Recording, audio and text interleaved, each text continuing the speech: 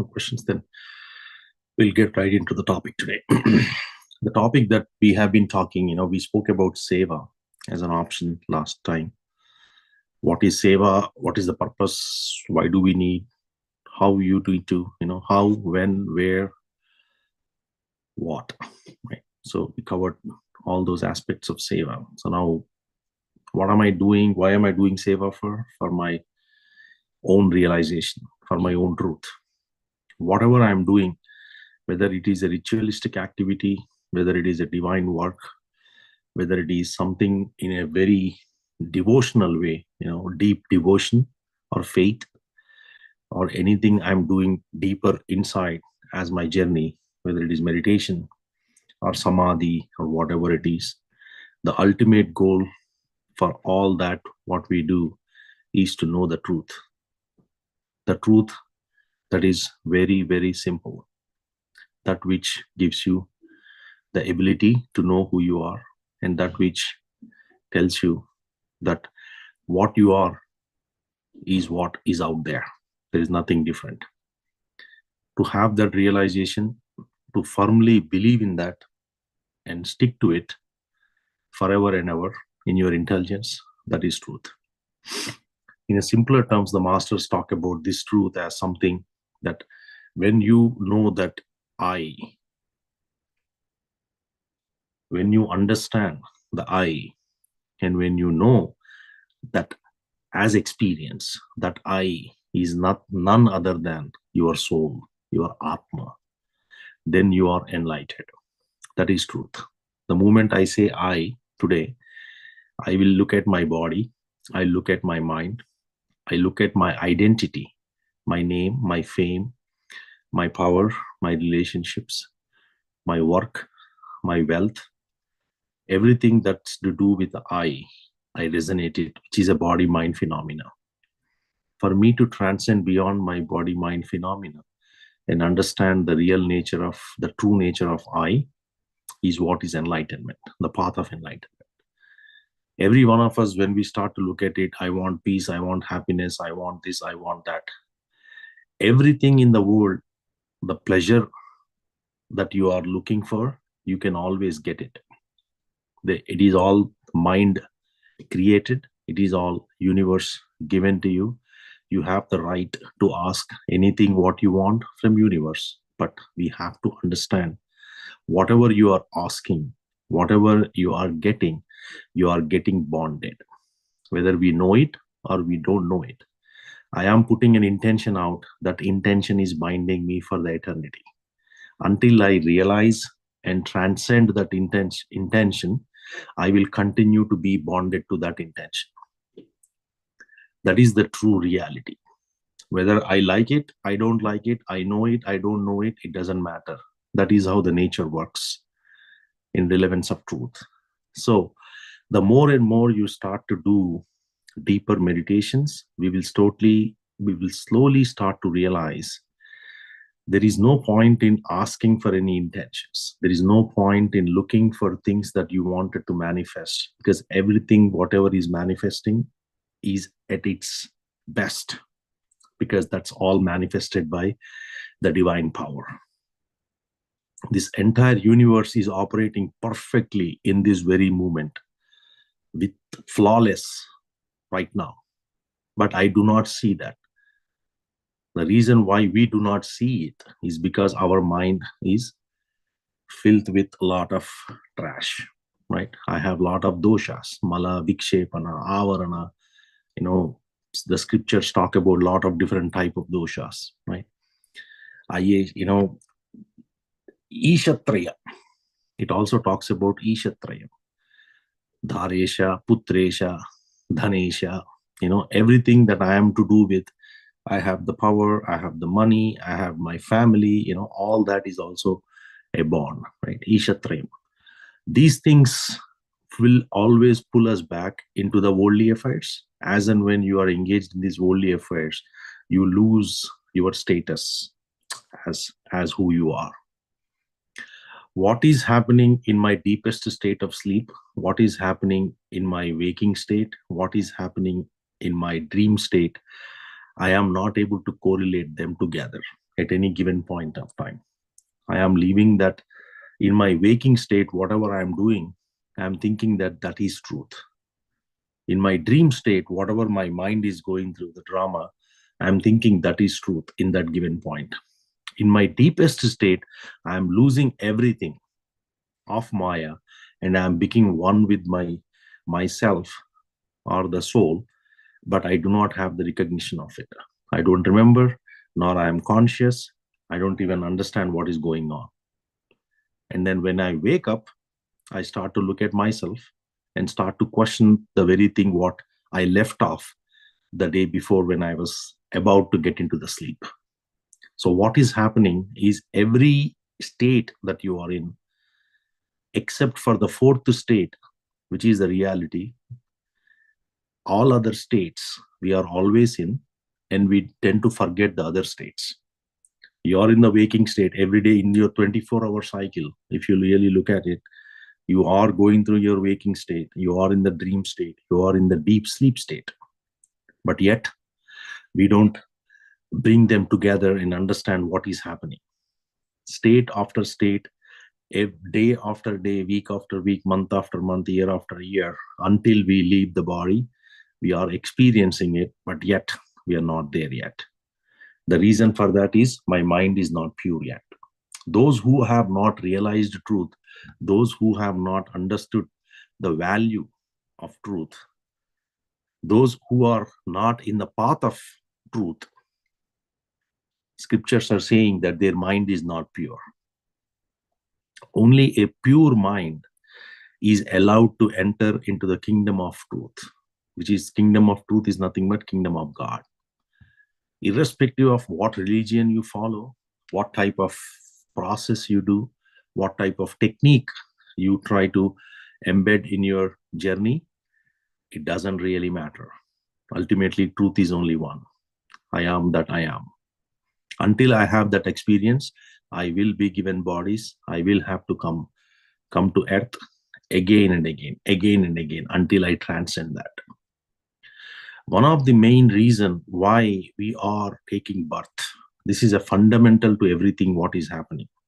Why am I even getting born? Because I am holding the vasanas. What are vasanas? Are the deeds, the bad deeds and the good deeds. We may be thinking that I am doing a seva today with my I means the ego I. Then what happens? With that ego I, you go do a service. That service will give you good deed, right? It's a good deed, the punya. You get the punya, lot of punya. With that punya, you have just acquired a new life, a next life, where you have to come and take that punya and then live the life. You have to go through that. Punya comes in the form of comfort. Papam, which is the negative side, comes in the form of dukkha. Both of them, we will have to go through it. There is no other way other than to take a birth. How long this journey will go on?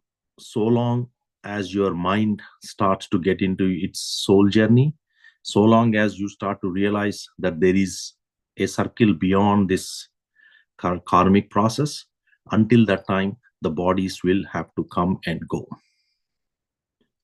It is very easy to understand this truth from a theoretical perspective. It's very easy to talk about it. Upanishads talk about it. Yato vacha nivartante aprapya manasa saha. That which cannot be understood by any of the factors, your senses, your mind, even the feelings cannot comprehend to that. That which you are that alone. But for us to be in that practical state, for you to be in that state, that is the most toughest part. So talking about truth is the easy.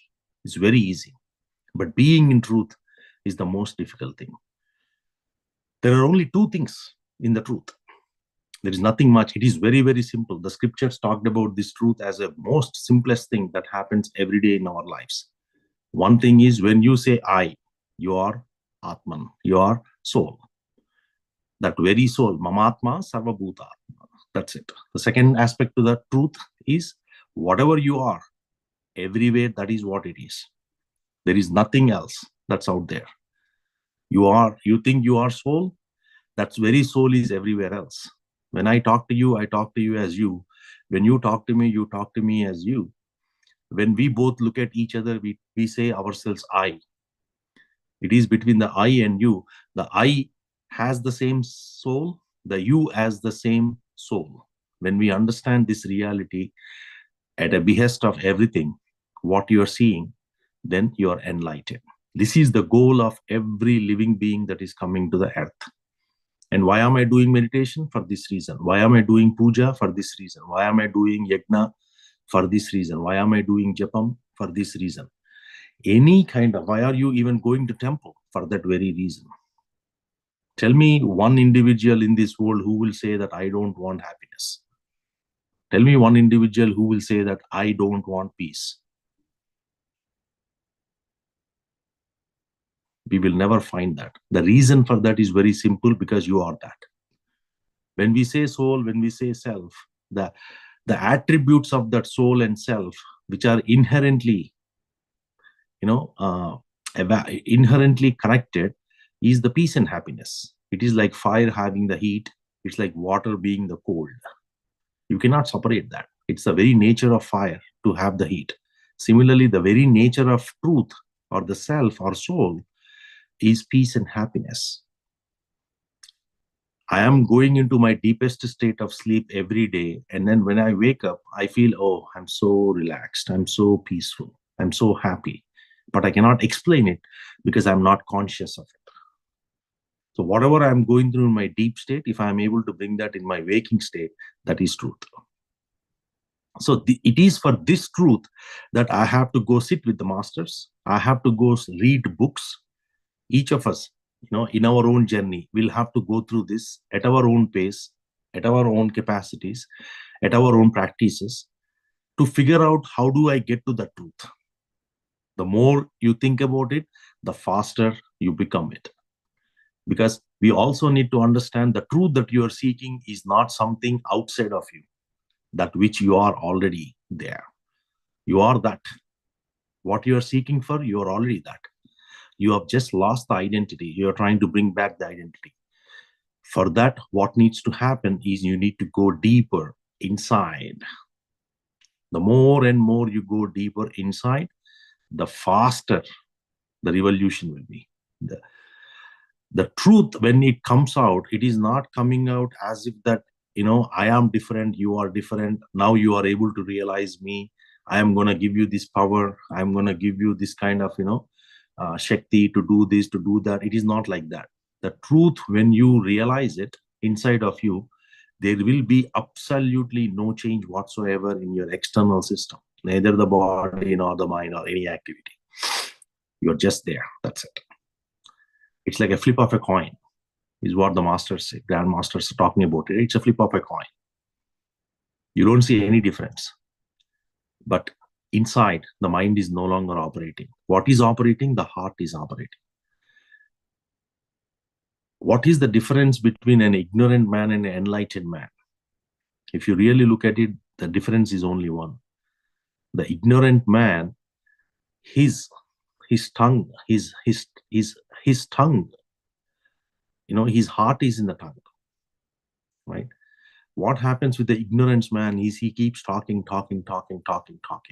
not knowing what it is. What happens to enlightened one?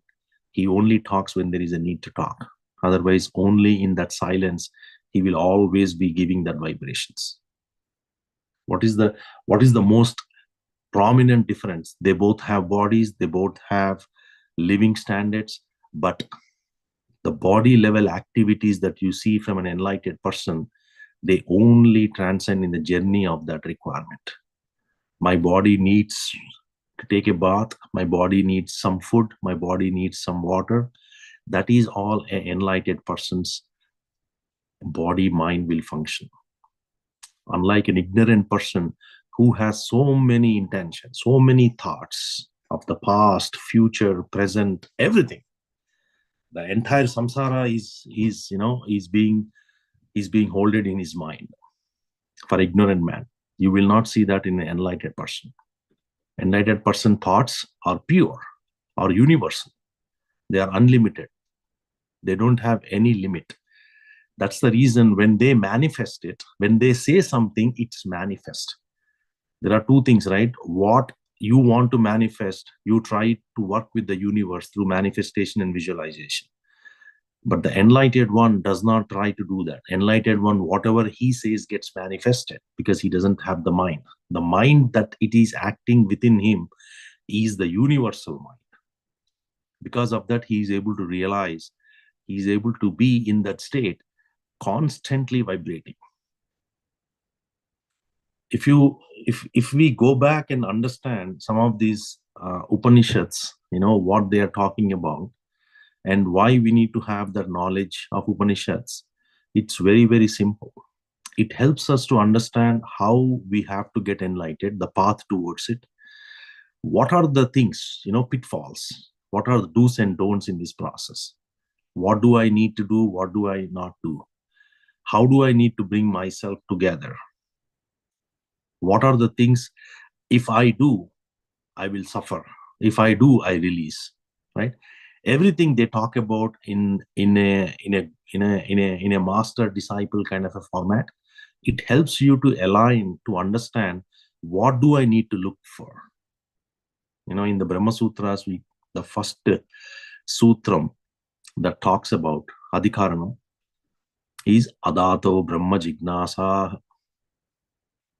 Adato, that which is there, I want to have. Jignasa means I have an interest in that. Why you should have interest in that truth? That's how the Brahma Sutras start. When you go deeper and deeper, we slowly start to understand. They emphasize the fact as to why it is important to know that. What is there in that you cannot have it here? Why am I seeing this duality, the life in duality? Why am I seeing myself different and the other person as different? Why am I not able to see the oneness in everything? It is because I am always at the body-mind level, right? As long as I'm at the body-mind level, when I start working through my process, when I start the practice of meditation, when I start understanding what is truth all about, when I see grandmasters who have got enlightened, slowly the truth reveals itself naturally, gradually, step by step. Inevitably, we have to understand, inevitably, mind comes to truth. Because that's the way it is designed for. Truth will manifest itself for those who are remembering truth all the time, those who are associated with truth all the time. Truth spreads throughout the world as we remember. If you remember it naturally and remind every day, right? Dadaji talks about this truth as the embodiment of who we are. That is what we are. If I am talking about anybody, if I am talking about anything, if I am talking about any worldly thing, then you are talking at the state of ego. We may be saying so that I am doing some worship to God. Even that worship to God you are doing with the ego. That ego needs to go, right? That if that ego goes, then the only thing that remains is truth. When we talk about these vasanas, we have to understand, like, for example, what is vasana means. Vasana is something that you're holding up in your mind and you're not able to transcend it. It is blocking your progress towards the truth. As an example, anger, jealousiness, kama, krodha, lobha, moha, mada, matsarya. All these are vasanas. We are holding that. Grudges, you're holding it. When you look at someone's, you probably figure out that, oh, that guy has knowledge, that guy has more wealth, that guy has got better life. All this is all vasanas. We have to transcend each of those vasanas. We don't even know how many of those vasanas are inside your heart. From your previous lifetimes, the accumulation of your previous lifetimes, how many vasanas each of us are carrying, we don't even know. Every single vasana, every thought that you are releasing, every word that you are uttering, every action that you are doing, you are responsible. Each of us are responsible. We are answerable.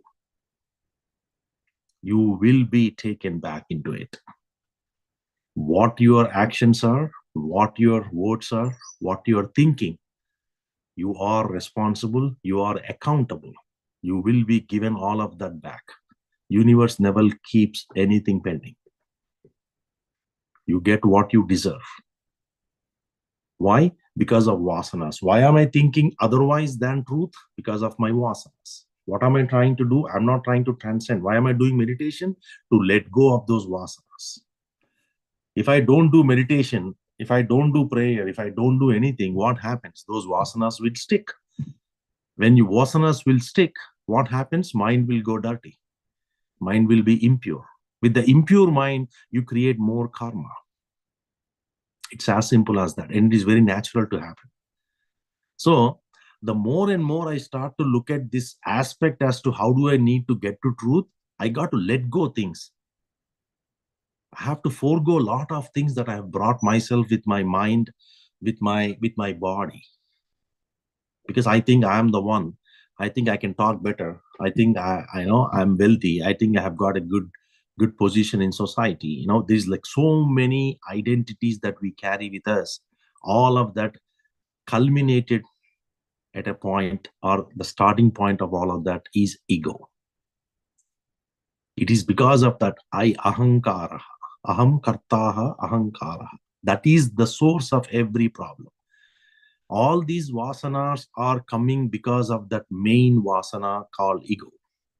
If I let go of my main vasana, every other vasana that is tied to that ego will be off.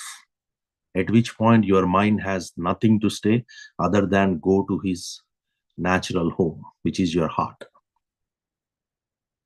The second thing, mind also plays a lot of tricks. We all know about it. When you are in the deeper state of meditation, you feel like, oh, I am there. I'm feeling it. I'm getting it. I am that. You will have all that. The moment you start to feel you are that, you are feeling it, I am enjoying it, I am blissful, I am that. Any experience that you're uttering, all of that is your mind's ego. That which cannot be explained is truth. When you go into Samadhi, there was a question that was asked to grandmasters, right? Hey, what is the state of Samadhi? That which cannot be explained. If you are trying to explain Samadhi, then it is not Samadhi. It is beyond the state of intellectual. You cannot explain that state. That state naturally happens. That's it. You are in that state. Your senses are done. Your body is totally relaxed. Your mind is almost at a pinnacle where it is like not even 0.1% there. It's gone. Your intelligence is also off. You are in that state. That's it. At that point, there is nobody there. The I, ego is gone. Ego is long gone. Ego is the attribute of mind. So that is gone. So when that identity is gone, who is the one that's recognizing what is happening in Samadhi? Nobody. And if you are able to call that and say that this is what it is, then you are not in that state. As simple as that. That's why when you ask some senior masters, hey, how was your deeper experience? Only thing they say is, it's blissful. Something extraordinary. I cannot explain in my words. Why? In that state, that somebody is no longer there. Somebody has become nobody. In that nobody is when things are happening. You have lost the identity of everything that you have associated yourself with, and you are in that state of being. That state of being, what is there, that is called truth. And if that state of being, what you are experiencing in your deeper state of meditations, also continues outside of meditation, then you are enlightened. Videha mukti, jivan mukti. There are two types of muktis. Videha mukti, jivan mukti. Jivan mukti means somebody who is having a body and got enlightened. They have a body, but their mind is gone. They know there is no I association of the body. The I association is universe. That's it. That body has been taken on by universe or God or the divine power, whatever you call, our consciousness, whatever name you want to give, you can give. Then he's enlightened. Videha mukti means something that happens at the time of the death. You have transcended your worldly affairs, and while leaving the body, you realized yourself. Videha, without a body. Yes, that is also enlightenment, but they don't have a body. So in both cases, you will not come back. In either of these cases, there is no coming back to earth. You are done. Your journey on earth is done. So our main purpose and our main goal as to whatever I am doing, why am I going to temple, whatever I'm looking at, instead of trying to let go of things, we are accumulating things.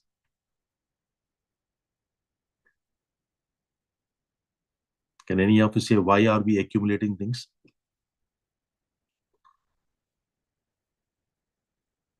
Why is that? We love to accumulate things.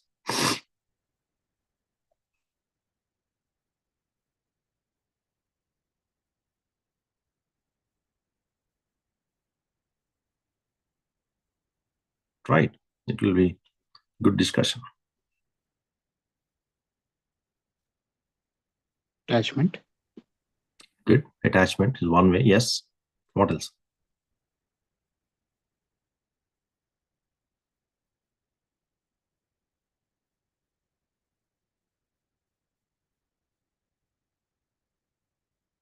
That's it.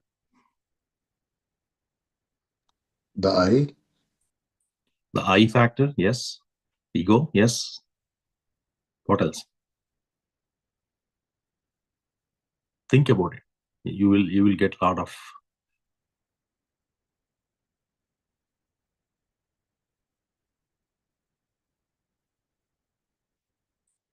So let me. So the I factor. Yes. Ego is always there. Attachment comes when I start to accumulate it. When I decide myself that I want this, then the attachment kicks in. Or I go to it because I'm attached to it. Expectations. You're expecting something out of the world, and then you go and then you get that. You're expecting. It is your natural tendency to do things as part of this life, which is what we call prarabdha. Right? It is the very nature of your body. Like prarabdha means something like, Krishna says to Arjuna that it is your prarabdha that you have to fight. You're born for this. You're here for that reason. Same thing. We are born for some purpose. So in that process, you will be dragged towards it. No matter whether you like it or not, you got to do it. That's it. Because that's your prarabdha. Then you go into that ego aspect of it, and then you go do things.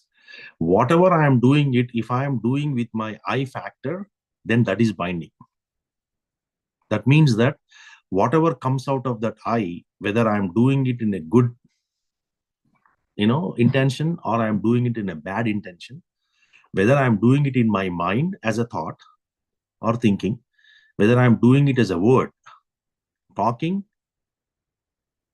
or whether I am doing it as an action,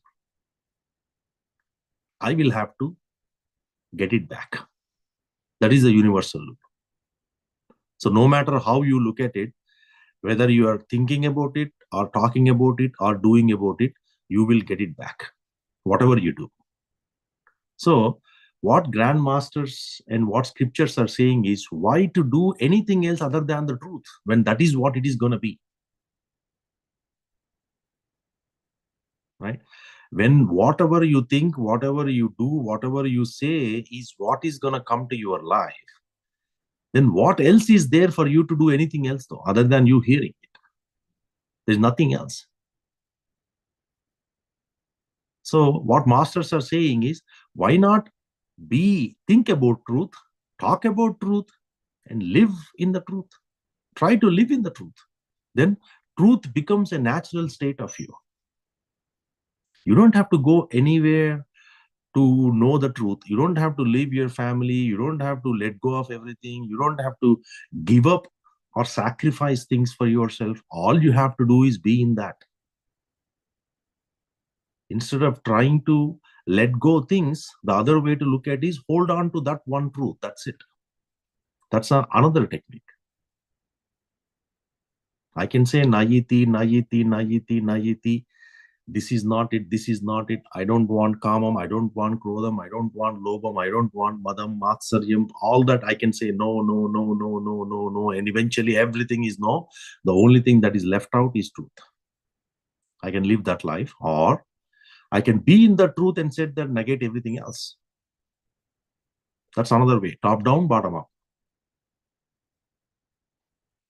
So what is happening is, irrespective of which path you choose, that's why some masters have given the opportunity to look at the truth as it stands. Aham Brahma Asmi. Mahavakyas. Some masters said that, okay, why don't you start looking at your mind and understand what mind is doing? I'm going to a temple, I'm worshipping the God. What is happening in your mind? What is your state of mind at that very moment?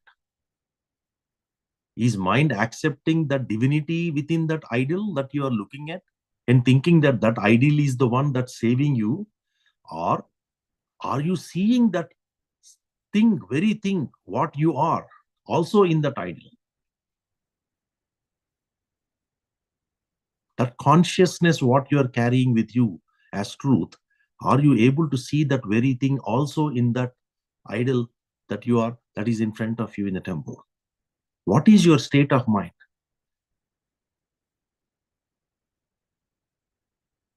So is how your results are going to be. If your state of mind is that idol is different, I am different, that idol is the one that's helping me to get there, then you are still in the duality, state of duality. That requires lot of spiritual work. You need to practice more to understand that, transcend out of the duality. There is no wrong or right here. It's about where you are at. The second one is where you have started to see what you are also seeing that. And what is the result? I mean, what am I getting? It is not about what my actions are. It is not about what I am doing. It is about what I am holding in my emotions in that very moment. Mana eva manushanam karanam bandhamokshayo. It is in the mind what is going on at that very moment. That is what is going to come to you. If you are holding a bad thought at that moment, and it's a bad deed. If you are holding a very good thought, pure thought, then you're going to get a lot of punyam. If you are not holding anything, then it is getting, your purity of mind is the pathway to the truth. You're getting that chitta suddhi. Chit suddhi. So what happens is, my purpose here is to let go of my ego. That's it, period. And every one of us have ego. Every one of us have our own vasanas. No two people will have same vasanas. Some may be stuck in mind, some may be stuck in body, some may be stuck in emotion, some may be stuck in doing things, some may be stuck in their own respective planes, whatever they are holding. But yet, every one of us have ego. If any of these things are true, then you are carrying ego. So when I start to understand, when we bring this perspective into our lives, and they said, okay, I want to be more spiritual. What does it mean? What it means is you are ready to let go of ego. And you are ready to see that big picture. What is that big picture?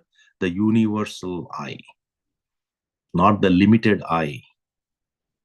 Universal I. You're ready you're ready to culminate or become universal I.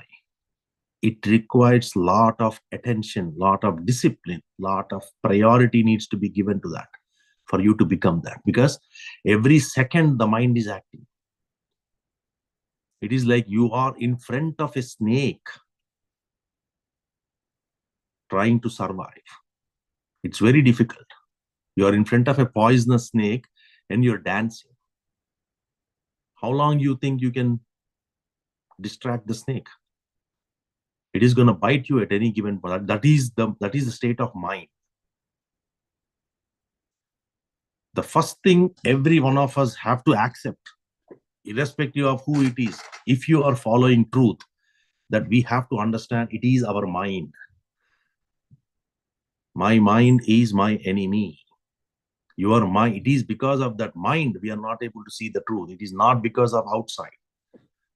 It is not because of my relationships. It is not because of my wealth. It is not because of my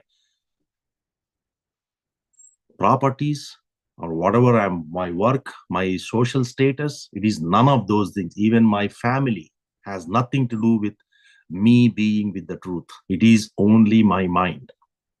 If we understand this, 50% problem is solved. Then we all accept why we need to go inside, not outside.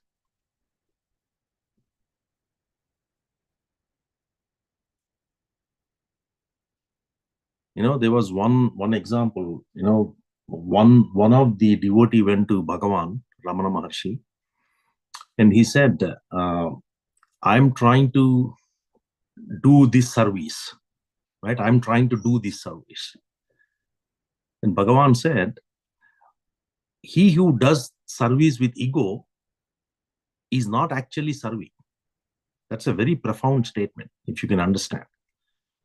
Because you are not sacrificing it, you're not doing as a real service. You are doing with ego. When we are doing with the ego, the real divine service is not happening there, because you have not let go that ego. That factor of mind is still there when you are ready to serve. What it is doing is, it is binding you. You just don't know it. You are thinking that you are serving, but you are not serving. You are creating more karma for yourself. Good karma, of course, which brings you, next life, which guarantees next life. So you're not enlightened this life, you are not enlightened next life either. So it is a very, only who can transcend to that state can talk about that reality, that profoundly, it is like, if I am serving anybody with that ego, you're not actually serving. You may think that you're serving, but you're not. The truth is you're not. That is the truth. When do I let go of my this thing is, I am serving my family, I am doing this association to my people, my religion, my sect, my community, my social status, my fellow members, my near and dear, my neighbors. All these have to go.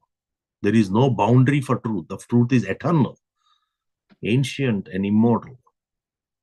Ajo nitya shashvatoyam purano nahanyate hanyamane sharire.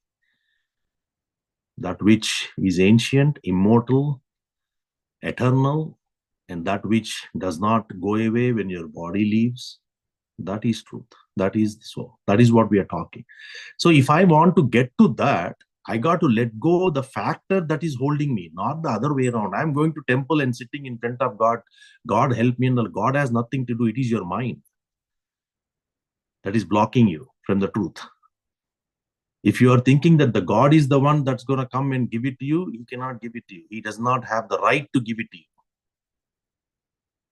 And from Ramakrishna Paramahamsa's life, you can easily see that why Kali Ma said that I cannot give you, you got to get it.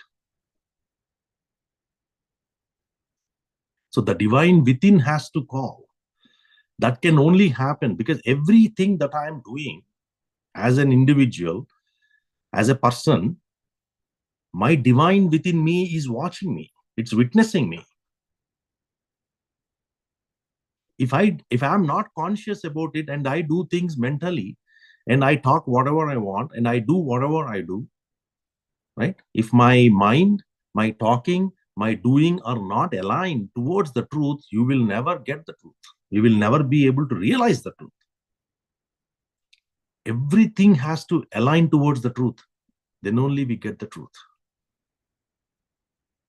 That's why it requires discipline, it requires practice, it requires knowledge, it requires every aspect of your system to work together.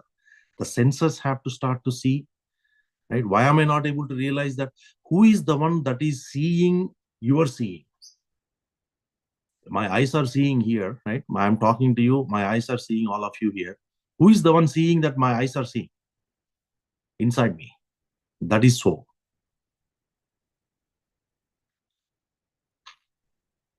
Who is the one who is hearing that you are hearing? Who is the one that's feeling, that is watching that feeling? There is someone here, right, that is watching that feeling. If I have a pain, I can put myself to that, right? I have leg pain, let's suppose, right? You go to that, foot, or, in one of your fingers on the right foot, you have one of the little finger is paining. Then you are able to go there. Who is the one that's watching that pain? You're saying that I have pain in my right leg on the little finger. There is a pain. But who is the one that's watching within your system that there is a pain there? Who is witnessing that act of you? That is the real you. That is the real I. So if I have to get back to that, I got to withdraw from my senses, my mind, my intelligence, my body level activities. You have to let go of things. As more and more we start to let go of things, the faster the reality kicks in. Because that is already there. I clouded my vision of truth with my own vasanas, whatever I brought it together, right? I've kind of shielded it. The moment I start to realize it, I let go one after other, I am automatically seeing that. The moment the cloud goes away, the sunshine is already there. So the more and more I start to realize this, the faster the realization, the faster the blissfulness. Whatever the truth can give me, I am that, I am that, I am that. So this whole life, whatever I am doing only for that very purpose. There is no other purpose for any of us, not just human beings, any living beings. There is no other purpose other than knowing who you are and where you came from. That's it. So it is such a beauty that when you start to look at it at that point, then there, am I doing puja? I'm doing japam. I'm going to temple. I'm doing this service. You are not differentiating. I am very devotional and faithful to God. I only like this God. I only like this religion. All that drama is gone. In the single shot, everything is gone. You are living for only one and only one thing: truth. Truth alone matters. Everything rest doesn't matter, because rest is bondage. Hey, what is going on in the country? What is going on in this world? It has nothing to do with your truth. In the life of duality, when you look at the world, what is world? Jagat, right? It's called Jagat. In scriptures, they call Jagat. Jayate, gachate, iti Jagat. That which comes and goes, changes all the time, is the world. It is meant to happen. Good moments will be there. Equally, bad moments will be there. That is world. Jayate, gachate, iti Jagat. So your association at any given point in time will only show you that picture, but that picture will shift. The coin, the one side of the coin you're only looking at now, you will see the other side of the coin. If you can have patience, wait, you will see the other side. The good, there is equal amount of good, there is equal amount of bad. It has to happen that way, because that's world. That's duality. World runs in duality. But you have nothing to do with it. You are the truth, the embodiment of truth. How do I get it? As you practice more and more, as you listen more and more to the truth, as you aspire, you invite those energies to yourself that I want to be in the truth. I want to understand this absolute state as to what this means. You want to hear about how the masters have attained their own journeys, experiences. When you start to look at some of those things, we will quickly start to realize what the real value of life is. At that point, these petty things,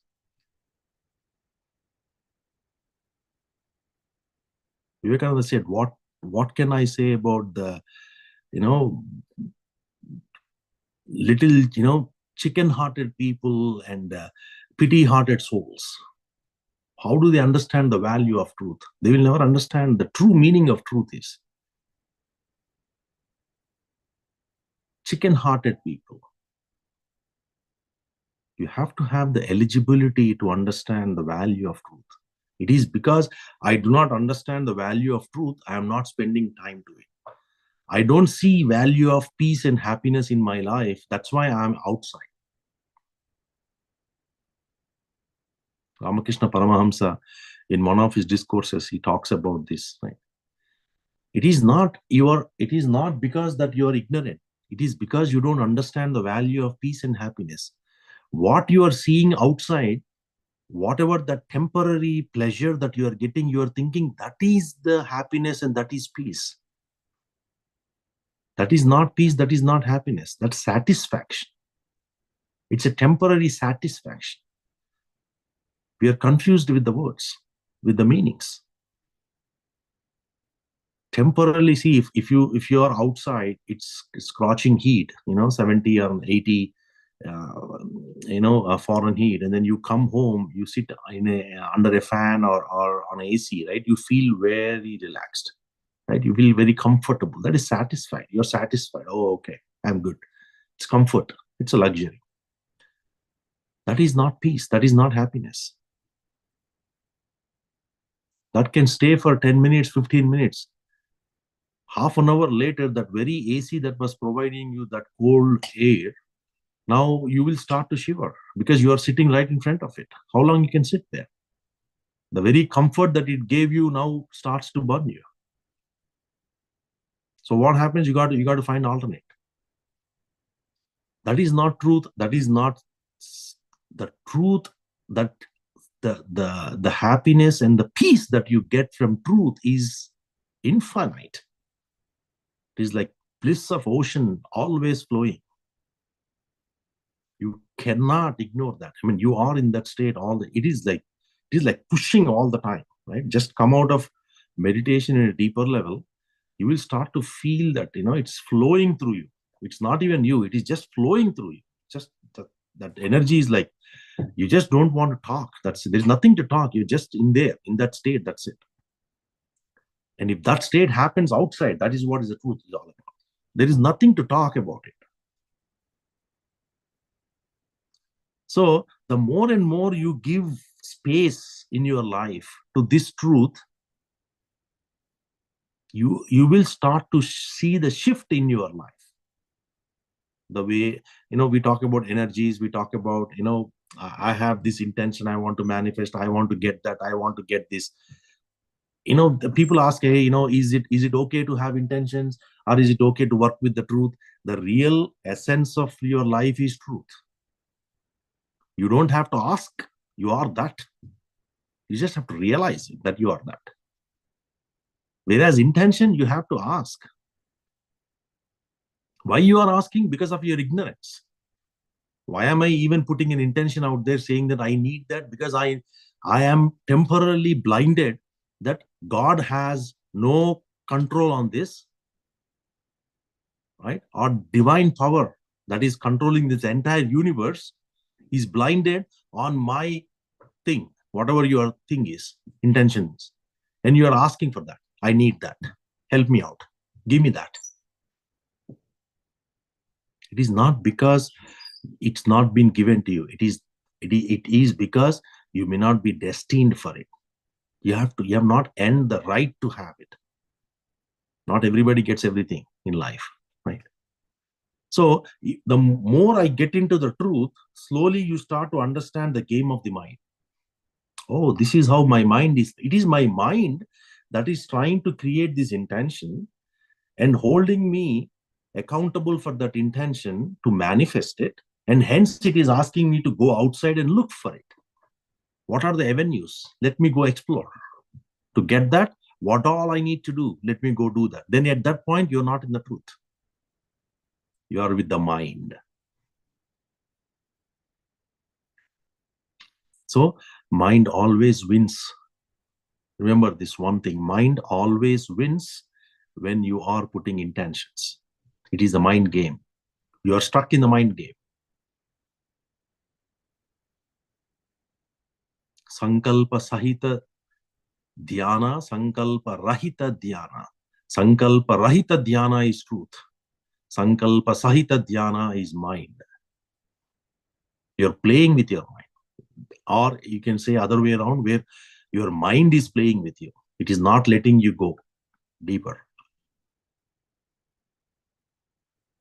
That realization has to come. When do I get it? When you have enough wisdom, when you have enough association with the truth.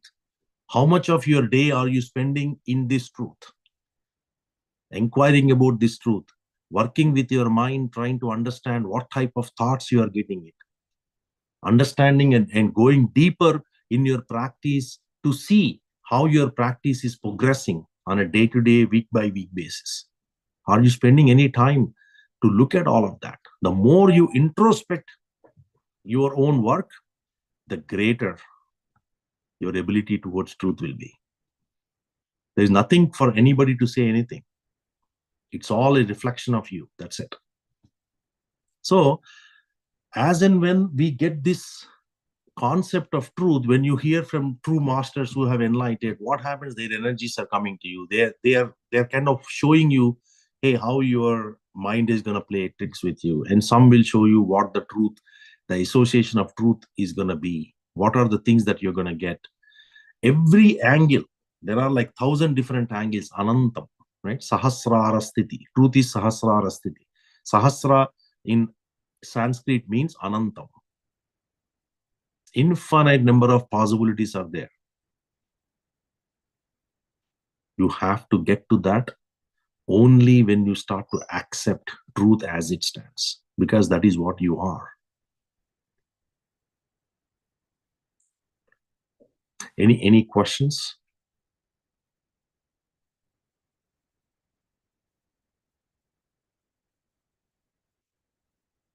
When we talk about truth, it is important that we, each of us have to pay very, very, focused attention, because this is not something that your mind can understand. This is your heart coming in play here. Then you have to be very focused. Otherwise, you will miss the essence of truth.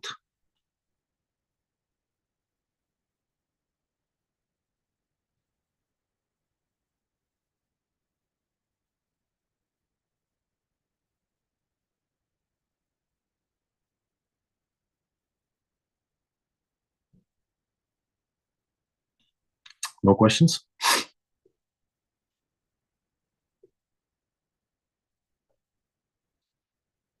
Think about it.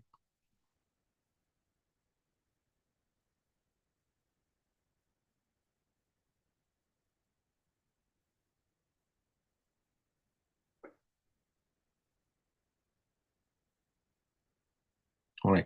So what we spoke today as a summary is the truth, the value of truth, how you're going to get to that truth, the practice wise, the knowledge that you're building, and the books that you're reading, whatever you're trying to acquire, how do you get that? Why you need to get to that truth? What happens when you're in that state? Right? What is the thing, Dadaji talked about it, right? Some of those aspects of it, truth. When we try to bring all of these things together, then the only thing that is left out for us is to be in that truth. So every one of us should ask this question to ourselves, that why am I not in this truth yet? Why am I with my own false identity of ego? The more and more you ask these very relevant questions, the more and more your mind will give you ways to get there. And we all understand now that it is because of that mind that I am not able to go to truth. It has nothing to do with anything that is outside.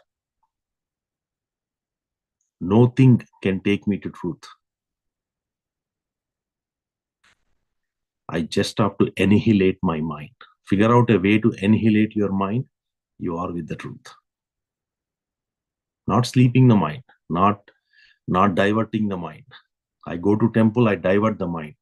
I do puja, I divert the mind. I do prayers, I divert. I do japa, I divert. Right? Aneka to eka is japa. You will not get it. It will weaken. The power of mind will get weakened in japa, definitely. Because now you have like hundreds of thoughts, now you are become one thought. You have really, really come down quite, but not there yet. The next stage is for you to go into that state of nothingness. So that's what it is. All right, no questions. Then we will call it a night. We'll see you all next week. Next week, we do have, I'm trying to see Uma Mahesh Master is available. So I'm trying to see if we can get some time from him for next week. If he's available, then we'll bring him on to this dais here, this quorum of Fridays. He's a very grand master. He's been doing a lot of great work for the last 25, 30 years with Patriji in the society, and a very profound inner silence and knowledge of Mauna and all that. So he can talk. So we'll bring him on the platform. And then on April 26th, quick announcements wise, April 26th, we are doing this mini meditation summit at Ashburn. If you have seen the flyer, please do register, put your time into it. Any volunteers, do reach out to us. We love to have your participation as part of this. And anything, any type of contributions, whether your hours or donations or whatever it is, you're always welcome to make the event all more successful for the humanity. All right.